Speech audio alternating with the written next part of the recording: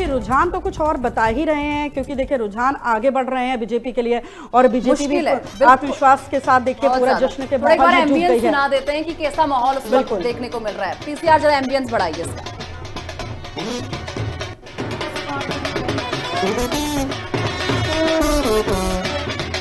शादी जैसा माहौल कहते हैं अनुपमा, वही देखने को मिल रहा है। पूड़ियां तली जा रही हैं, सब्जियां बनाई जा रही हैं, लोकतंत्र का उत्सव है भाई, और लोकतंत्र का उत्सव देखिए हर जगह। अब ये कहना बिल्कुल ऐसा लग रहा है शादी जैसा माहौल बन गया। देखिए इसी बीच एक और बड़ी खबर आ रही है निशा, जहां नंदीग्राम से शुभेंदु अधिकारी जो है वो आगे चल रहे हैं, और भवानीपुर सीट पर ममता आगे चल रही हैं। देखिए भवानीपुर से शुभेंदु पीछे चल रहे हैं, अभी आगे चल रहे थे। देखो मैंने सही कहा था, ये रुझान है, कुछ भी आगे पीछे हो सकता है, इतना कॉन्फिडेंट होना गलत है। सीट से शुभेंदु अधिकारी आगे है, लेकिन भवानीपुर सीट से एक बार फिर ममता बनर्जी आगे जाती हुई नजर आ रही है, और भवानीपुर सीट से अब शुभेंदु अधिकारी जो नंदीग्राम से आगे चल रहे हैं, कहीं ना कहीं वो उनके लिए लकी सीट साबित हो सकती है, क्योंकि देखिए नंदीग्राम सीट से ही वो जीते थे। ममता बनर्जी को उन्होंने टक्कर दी थी, हराया था। देखिए मुख्यमंत्री फेस को हराया था उन्होंने। अनुपमा आप क्या मानती है भवानीपुर सीट से, क्योंकि कॉन्फिडेंट भी थी ममता बनर्जी, लेकिन क्या हो गया अचानक से? हालांकि अब फिर से वापस देखिए ये भी हो सकता है ना कि वो हर टाइम बस वही कर रही थी ना, थाली स्वाद। वो ये कह रही थी बीजेपी का कोई यहाँ पे बंगाली फेस नहीं है, वो सिर्फ राज्य को लेकर चल रही थी। लेकिन अब आजकल की जो जनता है निशा, वो पढ़ी लिखी है, वो बटती नहीं है राज्यों में, धर्मों में, वो ये देख रही है कि असल मुद्दे आप क्या ला रहे हैं जमीनी स्तर पर।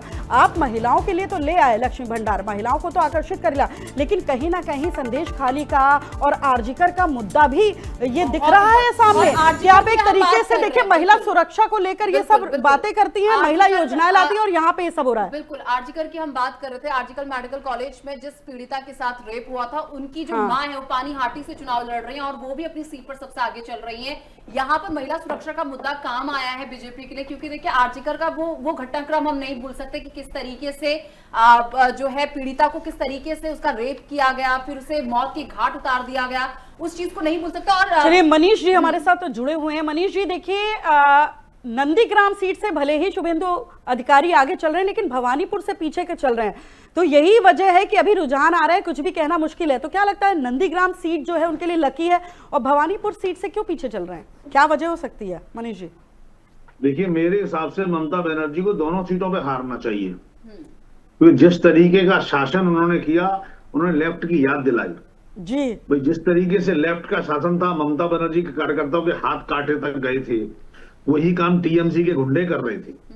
तो ऐसे में ऐसा लगता है कि ममता बनर्जी के इस चुनाव में महिलाओं की योजना, महिलाओं को लाभ देना, उसके बदले में विकास, इंफ्रास्ट्रक्चर डेवलपमेंट, कलकत्ता बंगाल को पुराना वैभव दिलाना, वो सबके फायदे बीजेपी ने किए, और वो वायदे रहे। हाँ, फर्क इतना था, जो भ्रष्टाचार और उनके सरकार के इकोसिस्टम में पार्टी के लोग शामिल थे, हिंदू, वो आज भी ममता के साथ हैं, और अल्पसंख्यक समाज पूरा का पूरा एकजुट पूरी ताकत से ममता बनर्जी के साथ है। शायद यही वजह है कि आज 119 पर खड़े हैं 140 के मुकाबले 145 लेकिन मनीष जी नागरिकता का जो मुद्दा है उसको भी नकारा नहीं जा सकता। शायद जनता के अंदर ये डर व्याप्त हो गया और इसको लेकर। इसी बीच एक और बड़ी खबर आ रही है, उसका रुख कर लेते हैं। देखिए टीवी स्क्रीन पर एक बड़ी खबर और आ रही है। पश्चिम बंगाल टीएमसी की शशि पांजा पीछे हैं। पश्चिम बंगाल की टीएमसी की शशि पांजा पीछे हैं, वहीं तमिलनाडु रुझानों में स्टालिन की अगर बात कर ली जाए तो ये भी पीछे चल रहे हैं। देखिए टीएमसी की शशि पांजा पीछे चल रही है। पश्चिम बंगाल से बड़ी जानकारी, तमिलनाडु में रुझानों में स्टालिन की पार्टी तीसरे नंबर पर बनी हुई है। स्टालिन की तो मुझे लग रहा है कॉन्फिडेंस जो नंबर पर बनी रहती है वो टूटता हुआ दिखाई दे रहा है। डीएमके का जो गुरूर था कि मैं ही हूँ, कोई लड़ाई नहीं है यहाँ पर। टीवी के केवल टीएमसी का नहीं टूटा, आप डीएमके को देख लीजिए ना। मैं डीएमके का ही जिक्र कर रही हूँ, तमिलनाडु डीएमके का ही जिक्र कर रही हूँ। स्टालिन को काफी गुरूर रहता था, आते थे जब कैमरे में बहुत टशन के साथ आते थे, वो सोचते थे कि वो बहुत सिर्फ अपने तमिलनाडु, आप ये सोचिए ना जब इन्होंने सनातन उसमें जाएंगे। हाँ, चलिए मनीष का रुख कर लेते हैं, बने हुए हैं मनीष जी। देखिए यहाँ पर कहीं ना कहीं स्टालिन का गुरूर टूटता हुआ दिखाई दे रहा है। डीएमके बहुत पीछे जाती हुई दिखाई दे रही है। देखिए जो डीएमके एक अच्छी उभर कर पार्टी थी, वो कहीं ना कहीं बैकफुट जा रही है। देखिए एक तरफ एंटी इनकम्बेंसी, दूसरी तरफ कांग्रेस को बिल्कुल भाव न देना, तीसरी बात बीजेपी का लगातार प्रयास। बीजेपी को ये पता था कि हम तमिलनाडु जैसे स्टेट में अन्ना डीएमके नहीं जीत पा रही है, उनके अपने इनपुट्स रहे होंगे। बीजेपी की तो खैर पोजीशन आपको पता ही है। ऐसे में उन्हें लगा जब तक एक थर्ड फ्रंट ना क्रिएट किया जाए, थर्ड फ्रंट ना आए सामने, डीएमके को हराना आसान नहीं होगा। शायद यही वजह है कि थलपति विजय को लेकर अन्ना डीएमके स्ट्रांग रही होगी। उन्होंने कहा उनको सपोर्ट करेंगे, जहां जहां थलपति विजय का कैंडिडेट स्ट्रांग है उन्होंने अपने आप को पीछे किया होगा। शायद यही वजह है डीएमके को इस वजह से हरा पाने में सफल। लेकिन अब सवाल तो ये भी उठता है कि क्या डीएमके वापस ऊपर उठ पाएगी, क्योंकि आंकड़े में बहुत पीछे 50 पर डीएमके, एडीएमके 77 पर बनी हुई है और टीवीके 103 सीट्स पर बनी हुई है। तो क्या ये डीएमके की अगर बात कर ली जाए, स्टालिन की पार्टी की अगर हम बात करें, तो ये कभी उभर पाएगी? अब ये कितने चुनाव लग जाएंगे उभरने में? यही एक वजह है कि बीजेपी ने यह तय किया कि थलपति विजय को थोड़ा प्रमोट करते हैं, एक बार उसके साथ 2 बार चलते 10 साल चलेंगे, फिर नई रास्ता निकालेंगे। तो मुझे लगता है ये बीजेपी के लिए बोनस है। तो यहाँ पर अलायंस होता हुआ दिख सकता है क्या मनीष जी? निश्चित रूप से कोई चॉइस ही नहीं है, अलायंस तो करना ही होगा। हाँ, नेगोशिएशन में देखिए बीजेपी के पास कुछ खोने को है ही नहीं, सब पाने के लिए है। दलपति विजय के पास एक बड़ी मौका है खोने या पाने के लिए। अब इसको दिल्ली के चुनावों से कंपेयर करिए, जहां अरविंद केजरीवाल कांग्रेस को हराकर जीते और बाद में उसने कांग्रेस से ही सपोर्ट जो ले लिया। तो यहाँ भी मौका है टीवी के, हो सकता है कांग्रेस का सपोर्ट ले ले, लेकिन उसे डीएमके का सपोर्ट ले ले। लेकिन टीवी के को एक बात पता अच्छे से होनी चाहिए कि अगर वो आज डीएमके को सपोर्ट लेते हैं तो अगले चुनाव में डीएमके टीवीके को बाहर कर सकती है। हो सकता है बहुत ज्यादा चांसेस है इस चीज यहाँ फूक के कदम रखने पड़ेंगे टीवीके को। हाँ, और ये अच्छा, ये गठबंधन लंबा चल सकता है। और डीएमके की हार के पीछे का सबसे बड़ा कारण ये है कि जो हिंदू टीवीके का पक्ष यहाँ पर दिख रहा है, भारी दिख रहा है पलड़ा। तो अगर पहली प्राथमिकता की बात करें तो क्या होगी हमारे दर्शकों के लिए, बताएं जरा। देखिए, अगर आप तमिलनाडु की बात करें तो पहली प्राथमिकता टीवीके का मुख्यमंत्री बनेगा। अन्ना डीएमके बीजेपी सपोर्ट करेंगे तो एक मजबूत सरकार दे पाएंगे, जिसमें हिंदू वोटर निश्चित रूप से डीएमके से परमानेंट अलग हो जाएगा। क्योंकि हिंदू वोट, ब्राह्मण वोट को एक बार ये कॉन्फिडेंस आ जाए कि वो डीएमके को कोई हरा सकता है, डीएम को सत्ता से बाहर कर सकता है, तो ये एक बड़ा मैसेज होगा। साउथ में एंट्री करने के लिए बीजेपी चाहेगी ऐसा हो, क्योंकि बीजेपी आज तक साउथ में एंट्री नहीं कर पाई। कर्नाटक और तेलंगाना और उड़ीसा से अंदर नीचे नहीं घुस पाई। केरल में और जो है तमिलनाडु में बीजेपी का आज तक कोई नाम लेवा भी नहीं है, बूथ पे भी कार्यकर्ता नहीं मिलते हैं। मनीष जी, बड़ी खबर आ रही है, चलिए स्क्रीन पे हम दिखा रहे हैं। केरल रुझानों में यूडीएफ को स्पष्ट बहुमत मिलता हुआ दिखाई दे रहा है। तो यूडीएफ 86 सीटों पर आगे, बढ़त जनता ने संदेश स्वीकार किया शशि थरूर का। तो देखिए, एलजीएफ सरकार से नाराज दिखी जनता, ऐसा थरूर का कहना है। तो इस वक्त की बहुत बड़ी जानकारी केरल रुझानों में, इसी बीच एक और बड़ी खबर आ रही है। केरल रुझानों में तो यूडीएफ स्पष्ट दिखाई दे रहा है। इसी बीच एक और बड़ी खबर आ रही है, जहां रुझानों में बीजेपी 148 सीटों पर आगे है। रुझानों में बंगाल के सूरी से बीजेपी के जगन्नाथ चटर्जी जो है वो आगे हुए दिखाई दे रहे हैं। इसी के साथ देखिए, लगातार हम जो जानकारी है वो आप तक पहुंचा रहे हैं। रुझानों में बीजेपी 148 सीटों पर इस वक्त आगे चल रही है। रुझानों में बंगाल के सूरी से बीजेपी के जगन्नाथ चैटर्जी आगे चल रहे हैं। रुझानों में दुबराजपुर से बीजेपी के अनूप कुमार शाह। देखिए, इसी बीच एक और बड़ी खबर आ रही है, जहां हेमंत बिस्वा शर्मा जालूकबारी सीट से आगे हैं। करीब 5000 वोटों की बढ़त हासिल किए हुए हैं। इस वक्त की बड़ी जानकारी, मतगणना में लगातार बढ़त बनाए हुए हैं हेमंता बिस्वा शर्मा। विपक्षी उम्मीदवार पीछे नजर आ रहे हैं, सभी को पीछे छोड़ते हुए रुझानों में बड़ी जीत की ओर बढ़ते दिख रहे हैं। इस वक्त की सबसे बड़ी जानकारी असम से आपको दे रहे हैं। हेमंता बिस्वा शर्मा आगे चल रहे हैं। क्या लगता है ये जो बुलडोजर का एंगल उन्होंने भी उठाया, ये वजह हो सकती है? क्या हो सकता है? निश्चित रूप से ये पहली वजह ये है। दूसरी वजह है, जो कांग्रेस का जो चीफ मिनिस्ट्रियल कैंडिडेट था वो गौरव गोगोई काफी कमजोर थे। गौरव गोगोई पर विदेशी होने के आरोप लगते रहे। वो पाकिस्तान की जिस तरह से यात्रा करती है, उनकी पत्नी के पाकिस्तान और मिडिल ईस्ट कंट्रीज में जो इंटरेस्ट दिखाई दिए, जो ऐसी खबरें आई, वो एक बड़ी बात थी। देखिए, असम में सबसे बड़ी पहचान असमी और गैर असमी की है। हेमंता बिस्वा शर्मा इस बात को बिल्कुल हाईलाइट करते हैं। वो बांग्लादेश से, पश्चिम बंगाल से इसको। इसी बीच एक और बड़ी खबर आ रही है, जहां पर बंगाल से बड़ी जानकारी, पीएम मोदी ने जहां झाल मुड़ी खाई, वहीं से आपको बता दें बड़ी जानकारी। और इसी के साथ आरजीकर की रेप विक्टिम की मां भी बढ़त बनाए हुए हैं। अभी हम जिक्र भी कर रहे थे आरजीकर का। टीएमसी के ऑफिस में सन्नाटा पसरा हुआ। आप विजुअल्स की बात कर रहे थे, विजुअल्स आएंगे कहां से? सन्नाटा पसरा पड़ा है बंगाल जी। देखिए अभी हम जिक्र भी कर रहे थे आरजीकर का, संदेश खाली का। प्रधानमंत्री ने कहा कि और सीट पर भी बीजेपी सबसे आगे चल रही है। आरजीकर की रेप विक्टिम की मां भी इस वक्त बढ़त बनाए हुए। मनीष जी क्या कहेंगे? देखिए विक्टिम की मां आगे चल रही है, क्या है ये सिंपैथी है कि या क्या है? देखिए निश्चित रूप से सिंपैथी है इस मामले में। जिस तरीके से जो है लीपापोती पश्चिम बंगाल में ममता सरकार ने की थी, लोगों में गुस्सा था। और जहां ये घटना हुई और जो कैंडिडेट है वो जो विक्टिम की मां थी, तो जाहिर है उनके सामने लगता है कि इसको तो कम से कम आगे बढ़ाओ। कि जब देखिए पैसा, कमजोरी, गरीबी, बेरोजगारी, दुख सब पीछे रह जाता है जब सुरक्षा का मुद्दा सामने आता है। बिल्कुल। जो सुरक्षा की बात असम सरकार में बात है, सुरक्षा की है कि असम का अस्तित्व तो असमी होने पर जिंदा है। असम का में जो मुद्दा है वो बांग्लादेशी घुसपैठियों का मुद्दा है। वो मुद्दा असम को, असम के चुनावों को प्रभावित जिंदगी भर सकता है। बिल्कुल। आरजीकर पीड़िता की जो मां है, जो विक्टिम है, अगर आज वो नहीं जीतती सीट से, अगर बढ़त नहीं बनाई होती, तो कहीं ना कहीं ये पीड़िता के लिए वो भी होता कि देखिए एक न्याय, अगर इन्हीं सब चीजें दिखती है कि देखिए अगर आप वहीं पर अगर उसे नहीं जिता रहे हैं तो फिर एक चीज वो भी समझ में आती है, कहीं ना कहीं आज एक न्याय मिलता हुआ भी नजर आ रहा है। बिल्कुल, और एक बड़ी जीत है उनके लिए कि आगे और न्याय करने में आगे रहेंगे। इसी बीच एक और बड़ी खबर आ रही है मनीष जी, यही रोकेंगे आपको। देखिए टीवी स्क्रीन पर नंदीग्राम सीट से शुभेंदु अधिकारी आगे निकले, भवानीपुर सीट पर ममता पीछे। देखिए अभी ममता आगे थी, शुभेंदु अधिकारी पीछे थे। तो देखिए दर्शकों आपको बता रही है बहुत इंटरेस्टिंग बनी हुई है अनुपमा, बहुत इंटरेस्टिंग बनी हुई है। भवानीपुर सीट हॉट सीट है, यही दोनों सीट हॉट सीट है। क्योंकि आप देखिए ना, कभी शुभेंदु आगे चले जाते हैं तो कभी ममता आगे चली जाती है, क्योंकि अब तक कुछ समझ में नहीं आ रहा है कि हो क्या रहा है कि नंदीग्राम सीट तो शुभेंदु अधिकारी के लिए लकी साबित हो गई है। लेकिन ये भवानीपुर टक्कर नहीं देंगे। लेकिन भवानीपुर सीट से कभी वो आगे चलते हैं, कभी पीछे चलते हैं। अब ममता जी पीछे चल रही हैं, वो आगे चल रहे हैं। क्या खास वजह है भवानीपुर में मनीष जी? क्या लगता है कि कौन सा नैरेटिव सेट हुआ है? इसका मतलब जो पोलराइजेशन होना था वो हुआ नहीं है। हाँ। अगर पोलराइजेशन हिंदू मुस्लिम में होता तो ये स्थिति नहीं आती। इसका मतलब स्पष्ट है कि हिंदुओं में बंटवारा हुआ, लेकिन उतना नहीं हुआ जितना उम्मीद ममता कर रही थी। हिंदू बंटवारा कम हुआ, मुसलमानों में कोई बंटवारा नहीं हुआ।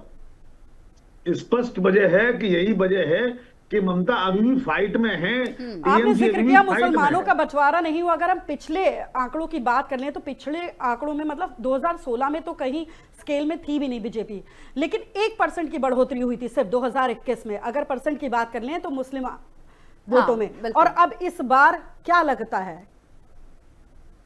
देखिए जिस तरीके से हाई परसेंटेज ऑफ वोटिंग हुआ, जो नकली वोट काटे गए, जो मरे हुए लोग थे जिनके वोट की जगह वोट पड़ जाता था, जो गुंडागर्दी से वोट डल जाते थे, वो काटे गए। तो चुनाव आयोग का जो बहुत बड़ा रोल रहा है, वजह हो सकती है निशा, है ना? क्योंकि चुनाव आयोग ने जिस तरीके से इलेक्शन कराई, और मैं समझता हूँ बंगाल के इतिहास में अब तक का पहला इलेक्शन होगा जिसमें एक भी मौत नहीं हुई। आप इस बात को छोटी बात मत समझिए। इसका मतलब है गुंडों में आतंक का माहौल था। जिस तरीके से अजय पाल शर्मा जैसे अधिकारियों ने जाके वहां पे माहौल बनाया, लोगों को लगा कि इस बार निष्पक्ष इलेक्शन होगा, और इलेक्शन होने के बाद भी चाहे कोई भी जीते, टीएमसी के गुंडे या जिसे कहते हैं जो डिस्टर्बिंग एलिमेंट्स हैं, उन्होंने जनता को परेशान करने की हिम्मत जुटा पाई। लेकिन पश्चिम बंगाल में कांग्रेस को क्या हो गया? मुझे तो लगा शायद अधीर रंजन चौधरी वाली सीट अगर देखी जाए तो शायद एक सीट तो ला ही सकती है। यहाँ तो बिल्कुल शून्य पर, एक खाता ही नहीं खोल पा रही है कांग्रेस बिल्कुल भी। अब देखो अधीर रंजन चौधरी, मुझे लगता है जब से उन्हें यूसुफ पठान ने हराया है तब से वो इररिलेवेंट हो रहे हैं। और जिस तरीके से अधीर रंजन चौधरी लोकसभा में बोलते रहे थे, वो राहुल गांधी की बोलती बंद कर रहे थे। इसका नतीजा ये रहा कि राहुल गांधी ने अधीर रंजन चौधरी को पीछे कर दिया।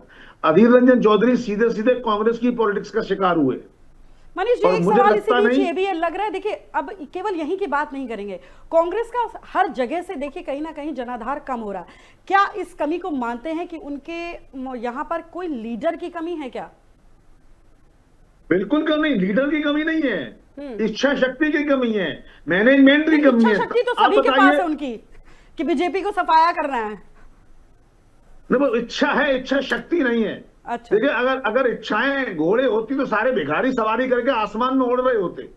बात ये है कि उसके लिए आपको एक्शन लेने की जरूरत है। आपने इच्छा की, उस इच्छा के हिसाब से प्लान मनीष बनाया। जी, यही रोकेंगे। एक और बड़ी खबर आ रही है टीवी स्क्रीन में हमारे, देखिए असम में बीजेपी 30 सीटों पर आगे है। विशा, असम में बीजेपी 30 सीटों पर आगे है। केरलम में एलजेएफ 33 सीटों पर आगे है। तो देखिए तमिलनाडु में डीएमके 39 सीटों पर आगे है।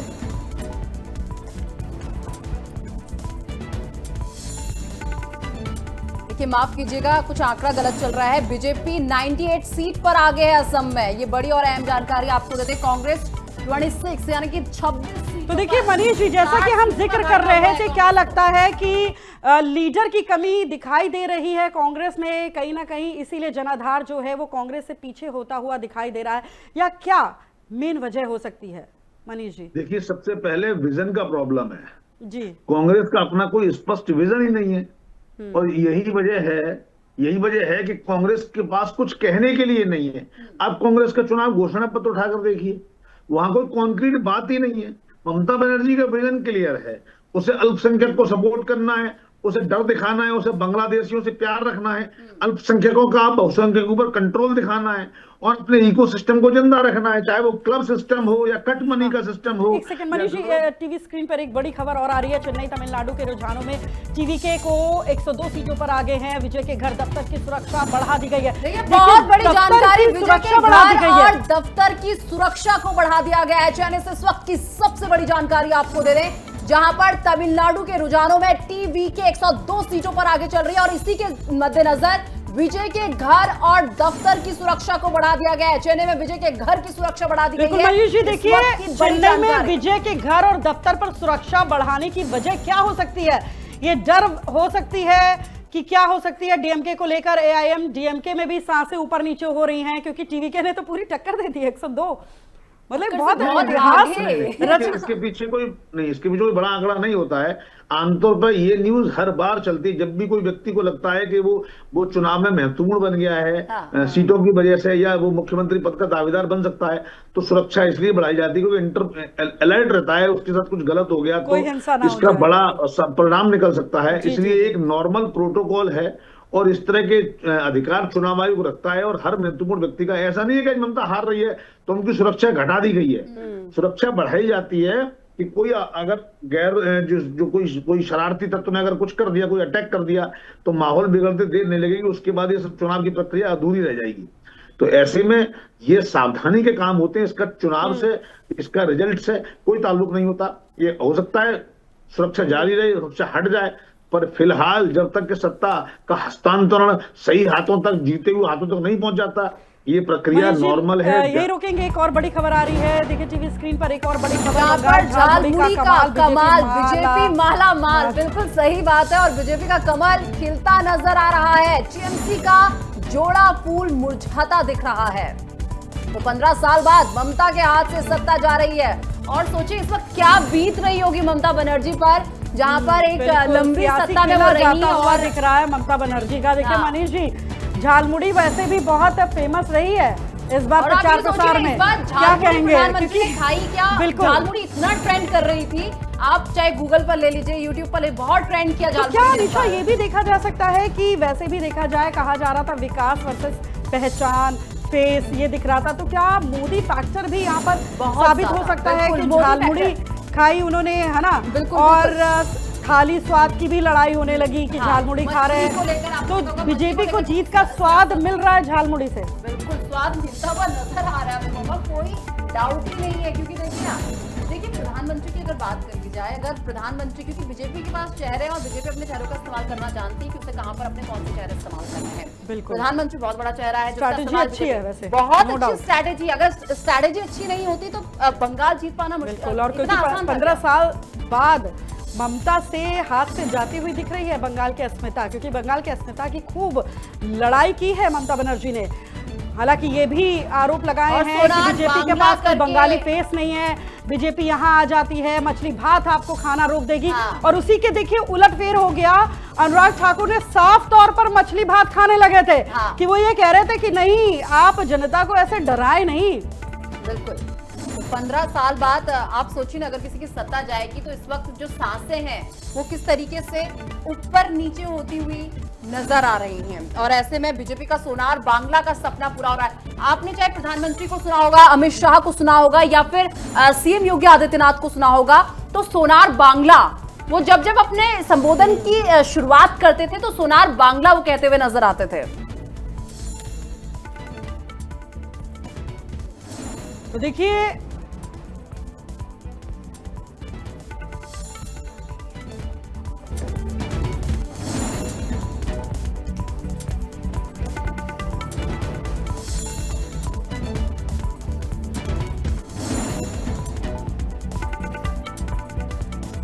देखिए लगातार हम आपको बता रहे हैं कि बीजेपी का कमल जो है वो खिलता हुआ नजर आ रहा है। टीएमसी का जोड़ा जो फूल है वो मुरझाता हुआ नजर आ रहा है। 15 साल बाद ममता के हाथ से बंगाल की अस्मिता जाती हुई दिखाई जा रही है। तो देखिए इसी बीच एक और बड़ी खबर सामने आई है।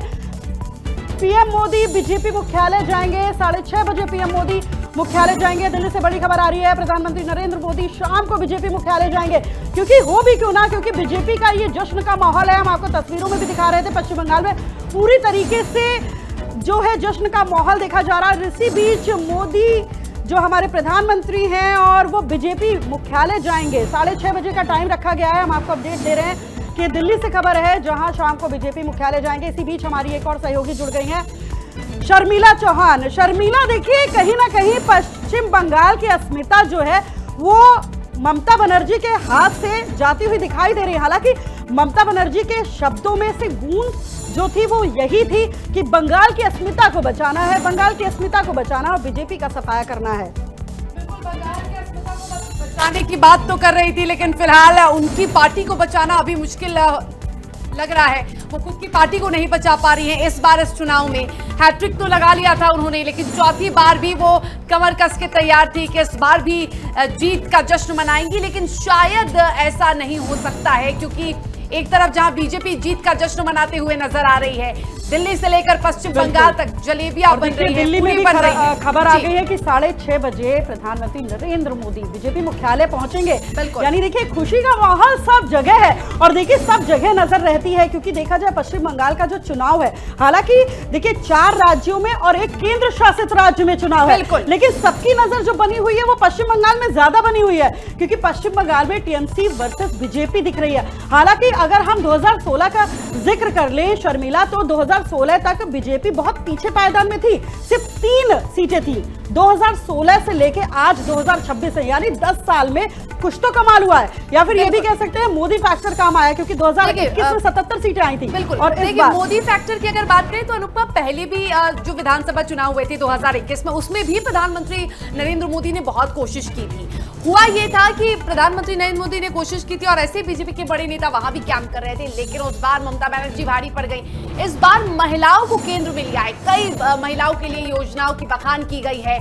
प्रधानमंत्री नरेंद्र मोदी खुद महिलाओं की सुरक्षा की बात करते हैं, क्योंकि पश्चिम बंगाल में महिलाओं को लेकर भी महिला अस्मिता का भी सवाल है, क्योंकि महिला कहीं ना कहीं असुरक्षा की भावना वहां रख रही है। उन्हें ऐसा लग रहा है कि वो वहां पर सुरक्षित नहीं है, और ऐसी तस्वीरें भी कई बार हमने देखी हैं। तो इसको लेकर कई योजनाओं की शुरुआत की गई है, और खास तौर पर प्रधानमंत्री नरेंद्र मोदी ने तो कह भी दिया है, घोषणा पत्र में भी इसका जिक्र है कि यदि इस बार पश्चिम बंगाल झारग्राम से बीजेपी के लक्ष्मीकांत साव आगे चल रहे हैं, मतलब हर जगह से बीजेपी आगे चल रही है। झारग्राम का जिक्र कर ले तो बीजेपी उम्मीदवार 8,000 वोटों से आगे चल रहे हैं। देखिए शर्मिला, यहां पर देखिए वैसे तो नंदीग्राम वर्सेस भवानीपुर सीट काफी गर्म होती हुई दिखाई दे रही है। जैसा कि हम पहले भी जिक्र कर रहे थे, हमारी निशा सहयोगी बैठी थी, उनके साथ हम जिक्र कर रहे थे कि नंदीग्राम सीट जो है वो कहीं ना कहीं शुभेंदु अधिकारी के लिए लकी साबित हो रही है, और इस बार भी हो रही है। लेकिन भवानीपुर से अभी कुछ नहीं कहा जा सकता, आगे पीछे का ये जो तराजू है वो चल रहा है। बिल्कुल, और अनुपमा अगर ऐसा फिर से हो जाता है, दोबारा ऐसा होता है कि नंदीग्राम भवानीपुर की बात करें, तो भवानीपुर में अगर दोबारा ममता बनर्जी को पटकनी दे देते हैं शुभेंदु अधिकारी, तो ये बहुत बड़ी बात हो जाएगी। और अगर ऐसा होता है और अगर बीजेपी सत्ता में आती है, तो ये मानना तय होगा कि बीजेपी की तरफ से जो सीएम फेस होंगे वो शुभेंदु अधिकारी ही होंगे, क्योंकि बहुत सारे राजनीतिक विश्लेषकों का ये कहना है। खबर भी आ रही थी, बिल्कुल हमेशा कहा जा रहा था, क्योंकि यही आवाज उठा रही थी ममता बनर्जी, टीएमसी की तरफ से यही आवाज उठ रही थी। जैसा कि स्टार्टिंग से ही कह रहे हैं कि वो सिर्फ सारी पार्टियां बीजेपी के सफाया करने में निकली हैं, उन्होंने कोई जमीनी मुद्दे नहीं रखे। हालांकि वो बढ़ चढ़कर लक्ष्मी भंडार योजना के तौर पर आगे आ रही थी, लेकिन कहीं ना कहीं देखिए ये जो हादसे हुए संदेश खाली आरजीकर, इसको भी भुलाया नहीं जा सकता। ये भी वजह हो सकती है क्योंकि पहले देखिए महिलाओं की भागीदारी ज्यादा देखी जाती थी पश्चिम बंगाल में, इसीलिए 3 बार हमेशा हैट्रिक बनाते हुए ममता बनर्जी आई और चौथी बार भी लग रहा था, ऐसा कह रही थी, कोशिश कर रही थी। लेकिन अब भवानीपुर अगर सीट नहीं बचा पाती हैं क्योंकि कभी पीछे जाती हैं कभी आगे, तो ये बहुत शर्मनाक हार हो जाएगी। और दूसरी बार की लक्ष्मी भंडार योजना में भी बहुत कम राशि मिलती है। अगर हम बात करें तो ममता बनर्जी अभी तक फरवरी के पहले 1000 रुपए महिलाओं के खाते में जाते थे, अब 500 रुपए की बढ़ोतरी की गई। लेकिन अगर बीजेपी की सरकार बनती है तो बीजेपी ने ये वादा कर दिया कि 3000 रुपए महिलाओं